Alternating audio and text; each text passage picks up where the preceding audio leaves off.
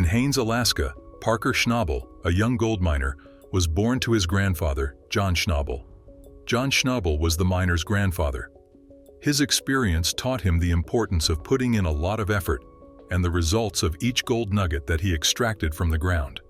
By the time he was 16 years old, he had taken over the family firm and started making deals with prominent figures in the mining industry, such as Tony Beets. He also had the ability to get land leases and demonstrate his capabilities on national television.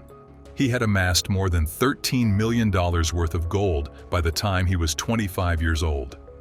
On the other hand, the high expense of pursuing gold was accompanied by the costs that were associated with operating a mining operation.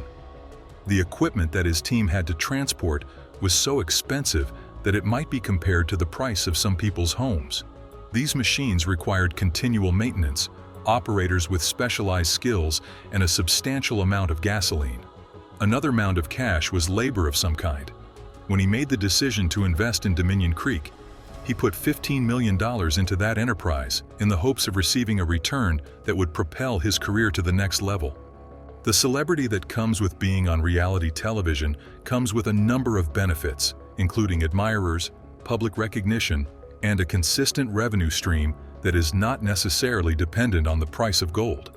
On the other hand, it comes with a spotlight that has the potential to make every failure feel a little bit more painful.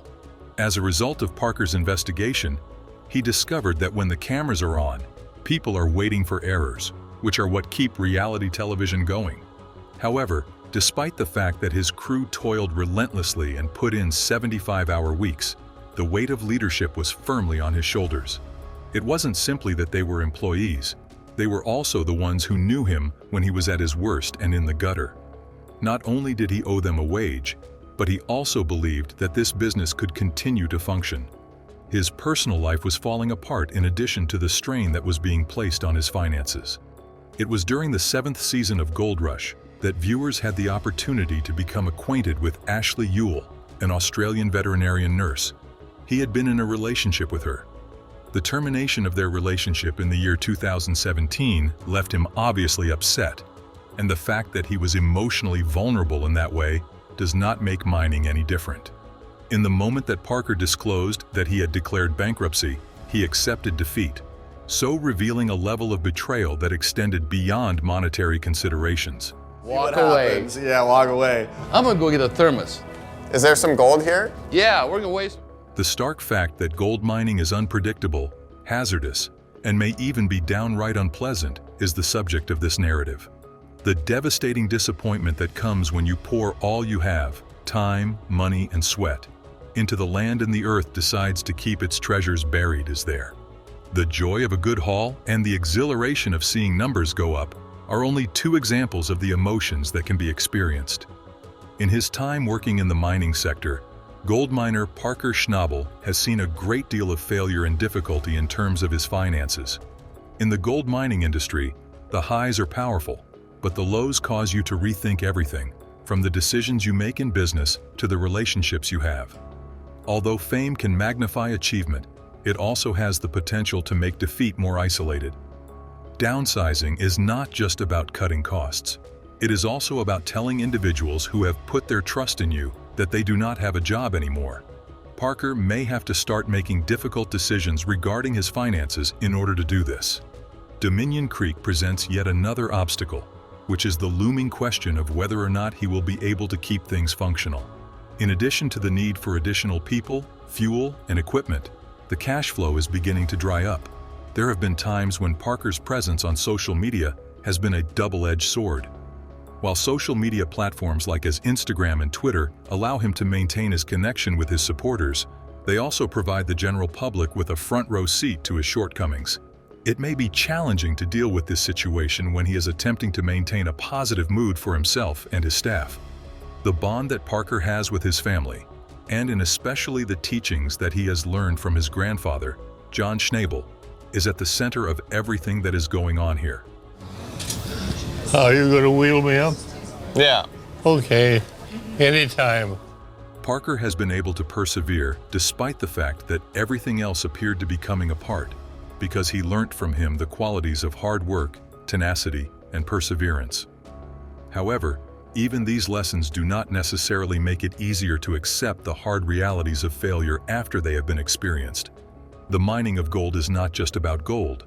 It is also about hope, danger, and the belief that there is something greater waiting for you if you dig deep enough. In spite of the fact that Parker has spent the most of his life believing in that concept, he is suddenly confronted with the opposite side of the coin. When there is no gold at the bottom of the pan, what are the things that happen? Parker is not the first miner to suffer a significant loss, and it is highly unlikely that he will be the last. The fact that Parker is accomplishing all of this while millions of people are watching is what makes him stand out from the crowd. All of the mistakes and failures that have occurred are now available for the general world to view. It won't be simple for Parker to take the next step. It is difficult to make a living in mining, and the financial losses he has sustained are significant. However, it is possible that there is something to be said about the manner in which he continues to get up, even when circumstances appear to be dire. When it comes to gold mining, tenacity is just as important as luck, and Parker possesses both of these qualities in plenty. Is that sufficient to have a positive impact on the situation? Time is the only thing that can tell. A Dutch gold miner, upon discovering that his stationary dredges were not going to get him to his aim, made the decision to concentrate on an abandoned trommel machine that had been constructed by a renegade miner several decades earlier. This is the story that centers around the Dutch gold miner. As opposed to transporting material to a predetermined spot, the trommel provided mobility and the freedom to move with pay soil. In order to return to base camp, the miner was required to disassemble and transport the trommel, which resulted in a daily expenditure of more than $60,000. The steep terrain and boat voyage made the journey challenging. One truck had a damaged tire and twisted rim, but the miner was unharmed. The crew worked hard to disassemble and transfer the trommel, moving the 20-ton drum onto a military tank transporter despite adverse conditions. During the trip, the truck got bogged in the mud and needed a backhoe loader to release it. The mining boss was pleased when they returned the trommel to camp after 3 days. The mobile trommel appeared efficient and flexible since it could handle massive amounts of material faster than anything else the digger had employed. As gold prices were at an all-time high, the miner relied on the trommel. The mining operator always thought long-term and took risks, and the trommel was a future investment. It helped him keep his business going despite all the challenges. Pipeline to see what happens. The mining veteran had previously spent over $1 million on a custom excavator to dig 9,000 ounces of gold. His prosperity came from smart investments and taking chances that others wouldn't. The Dutch miner was known for his tough management style, which was not always well appreciated. After throwing gasoline into a dredge pond and lighting it on fire, he was criticized and fined for environmental infractions. His harsh treatment of employees, especially during failures, often irritated them. Safety and the insistence on correcting mistakes created a high-pressure workplace. Living on a reality show made things harder. The prospector was scrutinized by the public because his every move was broadcast. The risk-taker knew his actions would have consequences, whether they violated environmental laws or mistreated his crew. However, he remained true to himself, took risks, took responsibility for his actions, and handled criticism. In the mining veteran's ongoing struggle to remain gold game leader, the trommel was just another episode.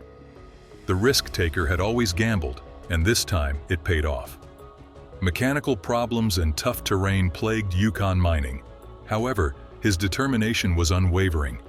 It was a gamble, but the trommel helped him meet his output goals and reaffirm his purpose in life.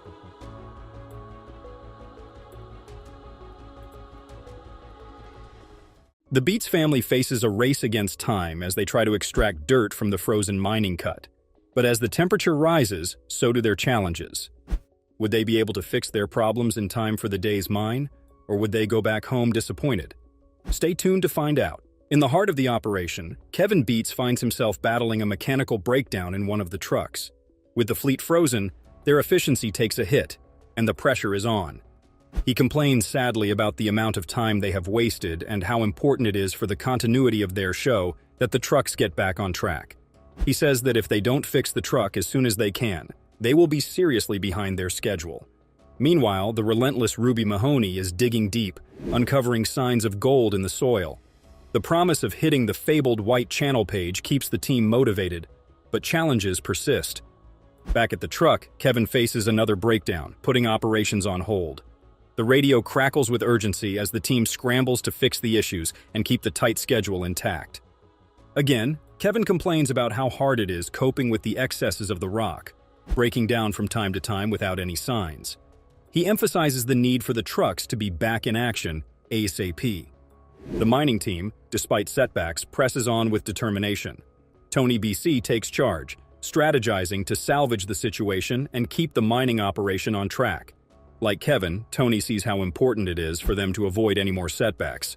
Time is of the essence if they want to make the quota for the day. He rallied the team, and soon enough, the machines began to work and they began to set the ball rolling. Over at the wash plant, Fred Lewis seeks guidance from Parker. Equipment issues threaten to compromise Fred's gold production target for the season. Fred and Parker talk about the issues they have with their equipment and the urgent need for a solution, because if they don't find a remedy to this problem, they may not be able to continue with the series. Fred makes the tough call to shut down the wash plant, creating doubt about the viability of reaching the season's gold target. The team, however, remains determined. At that, just when the morale of the workers seemed to have been given a little push, another problem strikes. Dave encounters difficulties with a jammed tail pulley, causing another setback. The team works tirelessly to resolve the issue and resume operations. Amidst the challenges, a potential gold discovery in a broken rock renews hope for Dave's team. Despite setbacks, the miners remain committed to overcoming obstacles for a successful season. Dave's confidence, and that of the other miners, is renewed by the discovery, despite the hiccups they encountered. He is sure that they will strike gold more than they have ever struck before. In a bold move, Fred Lewis decides to tackle the frozen creek obstructing their mining claim. Facing an icy barrier, the team orchestrates a plan involving a massive pump to melt the ice. The risky operation requires careful navigation, and Fred, tethered to a safety rope, takes the plunge into the unknown. The team successfully activates the pump, spraying a powerful stream of water onto the frozen creek. As the water penetrates the ice, Fred cautiously makes his way across, ensuring the safety of the crew. While the ice slowly yields to the relentless force of the water, concerns arise among the crew. The unpredictability of the situation and the potential risks weigh heavily on their minds. Instead of getting worried and worked up, the crew members enjoy the rush, excitement, and anxiety of the whole season. Their utmost hope, however, is that everything goes according to plan. After hours of vigorously battling the frozen barrier, the team's perseverance pays off. The pump successfully carves a path through the ice, allowing them access to the vital equipment on the other side. With the creek conquered, Fred's team regains access to crucial equipment, and mining operations resume. The victory over the icy challenge injects a renewed sense of determination into the crew as they push forward, undeterred by the harsh Alaskan conditions. As the crew returns to mining operations, they encounter a series of challenges that put their skills and machinery to the test. Faulty equipment and unexpected shutdowns become a recurring theme, threatening the efficiency of the entire operation. The pressure is on as they strive to extract as much gold as possible within a limited time frame. Amidst the chaos, expert operator Ruby Mahoney emerges as a key player. With tenacity and determination, she tirelessly operates the machinery, digging deeper into the cold soil in pursuit of the elusive gold. Ruby's expertise becomes a beacon of hope, providing the team with a glimmer of success in the challenging conditions. Meanwhile, Tony's son Mike leads the charge in a massive effort to strip 700,000 tons of dirt from the cold coat. The goal is to hit Paradise Hill's fabled White Channel pay within a week. A breakthrough moment occurs as they discover what appears to be the distinctive iron-stained yellow soil, a potential indicator of gold-rich ground. The urgency escalates as unexpected setbacks plague the operation. Kevin, Tony's chief mechanic, faces the challenge of keeping the fleet of rock trucks in working order. With multiple breakdowns and a critical shortage of essential parts, the team is forced to make crucial decisions on the fly, further intensifying the race against time. With the clock ticking, Mike beats strategies to maximize the extraction of dirt from the cold coat. The ambitious goal of hitting Paradise Hill's White Channel pay within a week requires a relentless pursuit of efficiency. The Beats family invests everything they have, mobilizing their resources to ensure the success of this high-stakes endeavor. The pressure intensifies as Tony's chief mechanic, Kevin Beats, faces a mechanical nightmare. The rock trucks, essential for hauling dirt, face constant breakdowns, each one threatening to derail the entire operation. Kevin's mechanical prowess is put to the ultimate test as he battles missing bolts, broken parts, and a relentless race against time. The turning point arrives as expert operator Ruby Mahoney uncovers signs of gold in the cold coat. The distinctive yellow soil, coupled with rounded riverbed rocks, suggests the presence of gold-rich ground. The discovery ignites a spark of hope, fueling the team's determination to persist in their quest for the legendary White Channel pay. Meanwhile, mine boss Fred Lewis faces a critical decision. Despite dealing with faulty equipment, Fred remains committed to mining the challenging terrain. However, the gold yields fall significantly short of the targeted 60 ounces per week. Faced with financial challenges and an uncertain future, Fred contemplates the viability of continuing the operation. In a surprising turn of events, Parker Schnabel, a seasoned gold miner, offers his insights to Fred Lewis. Parker, passing by the Lewis mining site on his way to his Alaskan claims, provides valuable advice on the challenges Fred's operation is facing. The encounter sparks a moment of reflection for Fred as he grapples with the complexities of the Alaskan gold mining season. As Kevin Beats battles the mechanical challenges, the urgency to overhaul the rock trucks intensifies. With several bolts missing and crucial components breaking down, the fleet faces a major setback. Kevin, along with the team, engages in a marathon of repairs, welding, and replacements, determined to bring the trucks back into operational condition. Mike Beats takes a calculated risk by leaving the critical mining site to fetch additional trucks from the Indian. Betting on a swift return, Mike leaves the operation in the hands of the remaining crew members. The decision is a high-stakes gamble, hoping that the gain in truck numbers will outweigh the potential loss in operational momentum during his absence. Tony Beats faces a managerial dilemma as the mining operation grapples with unexpected breakdowns and delays. With a third of the rock trucks out of action due to mechanical issues, Tony contemplates alternative plans. The need to balance immediate solutions with long-term strategies puts Tony in a tight spot, testing his leadership in the face of adversity. Expert operator Ruby Mahoney becomes the unsung hero as she embarks on a relentless digging marathon. Working day and night, Ruby pushes the machinery to its limits, determined to reach the fabled White Channel pay. Her unwavering commitment sets the tone for the entire team, instilling a sense of hope and determination amidst the challenging conditions.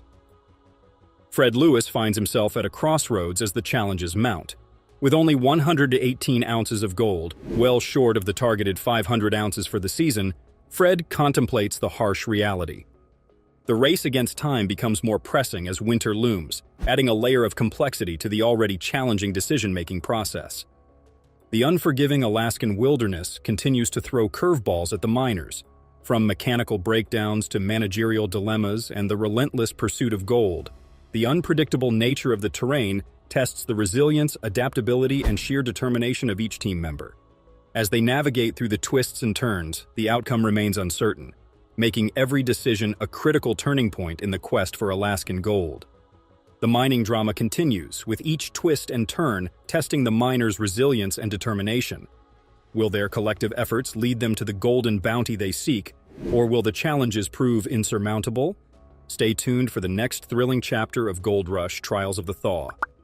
Don't forget to subscribe and join us on this roller coaster journey through the Alaskan wilderness.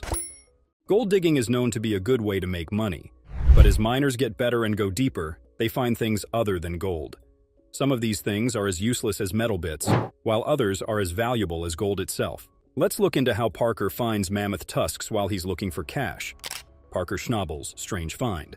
Parker Schnabel is used to getting his hands dirty and getting down on the ground when he's looking for money. He began working at the family mine when he was a youngster in the first season. Beginning with the second season, the young man took over the family mines and has been one of the most famous gold miners ever since. Other mine bosses have a hard time, but Schnabel seems to have the Midas touch because his team gets thousands of ounces of gold every season, which is worth hundreds of thousands of dollars. After 10 episodes on Gold Rush, Parker has saved up a dime wealth which is thought to be around $10 million. He's not going to slow down anytime soon. However, the miner has found more than just gold in the fields. He told them about some other strange things he had seen on his trips. There is a lot of stuff buried here. There's a good chance that miners have found some strange things on their trips. Parker doesn't find gold, but he does find something that many archaeologists would love. In an interview with the Maelstrom, he talked about the strange thing he found while mining for gold and how it might be the most important thing he had that wasn't gold. It was interesting that he told them he had found a pair of well-preserved woolly mammoth teeth. These tusks are very well preserved because they are made of ivory and were buried in permafrost, which kept them safe from the cold weather. Some of them were found in perfect shape, even though woolly mammoths went extinct a very long time ago. Finding fossils of preserved bodies makes us think about what makes a thing. Alaska is a place where mammogram tusks are sometimes found. They have a lot of value and help an industry grow. Because these tusks are made of ivory, they can be very valuable if they are kept in good shape. In some cases, they can sell for more than $1 million each.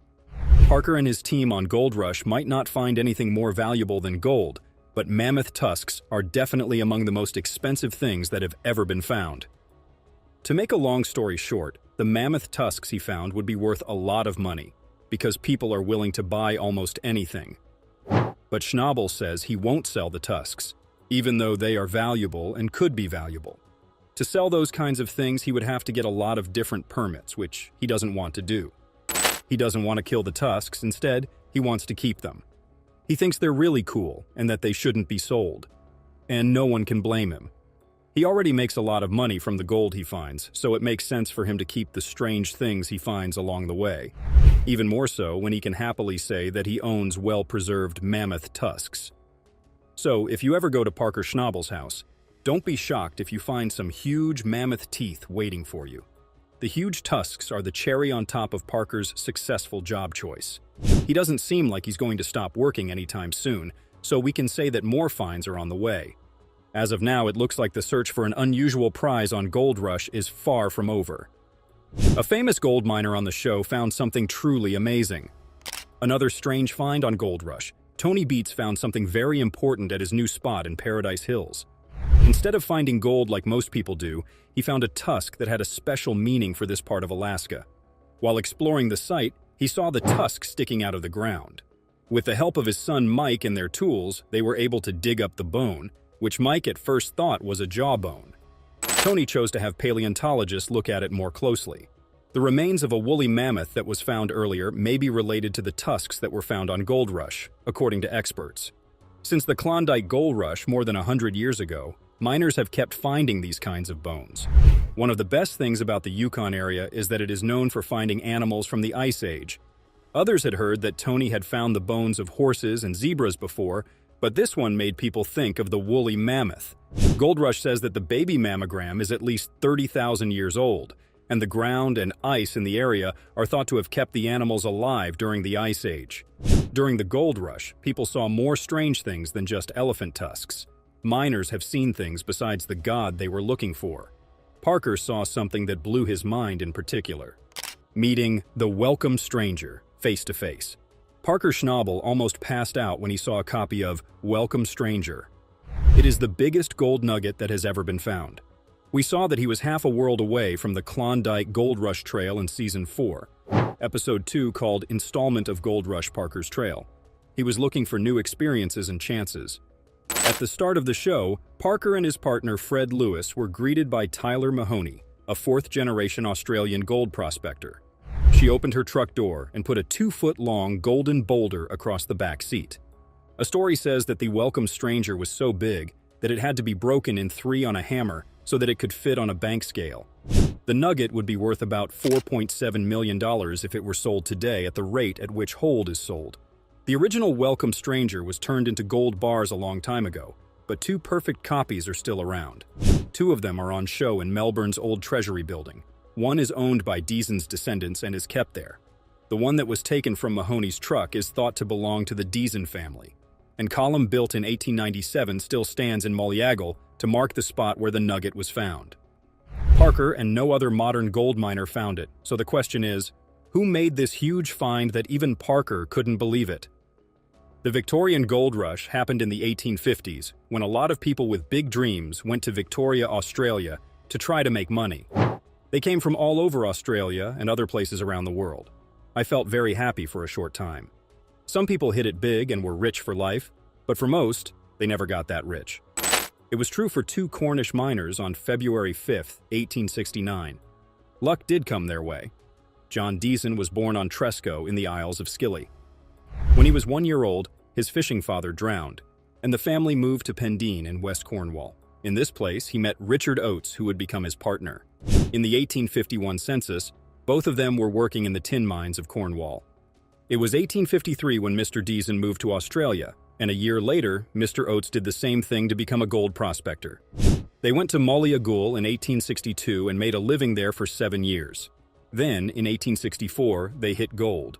They found the amazing thing that made history, a huge piece of gold wrapped in quartz that was hidden just below the surface of a slope called Bulldog Gully. Mr. Tyson wrote that he tried to use the pick to pick up the rock, but the handle broke because it was so big. He then got a crowbar and dug the nugget out of the ground. It was weighed at the London Chartered Bank in Dunolly, which is about 12 miles away. The nugget was broken up right away because the scales were too big to make a model or take pictures of it. Because people who saw it remember it, a drawing was made of it, and there is now a copy in the Dunolly Museum.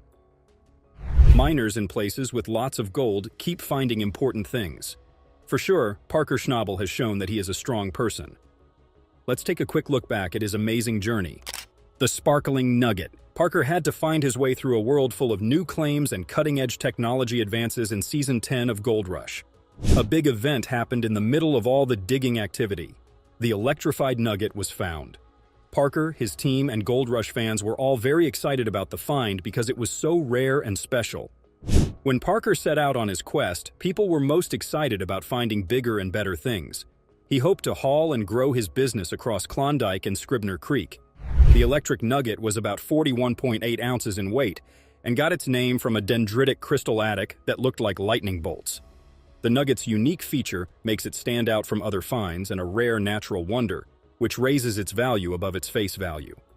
As the season went on, episode 15, $1 Million Payday, became a strong candidate for showing the exciting secret. In the end, the explosive nugget adds a brilliant chapter to Parker's history of gold mining. Its market value is high because it is hard to find and has a beautiful crystal structure. It will always be remembered as an important and memorable gold rush find. The bounty at Eureka Creek. Parker set out on a dangerous adventure at the start of Season 7 of Gold Rush. He learned about how hard the mining business is by dealing with problems like broken equipment, unstable hold yields, and the risks of unexplored terrain. Even so, he wasn't going to give up. He invested in cutting-edge technology and tweaked his business to meet his challenges and make a huge recovery. Around the middle of the season, there was a big change, and watchers saw Parker's work at Eureka Creek start to pay off. After that, there was a long time of impressive gold recovery, which is where the name Eureka Creek Bounty comes from. The peak of this reward was reached by episodes like Eureka Payday and Kingknoff Klondike. Parker always found a lot of gold, going above and beyond what fans expected and what he had found before.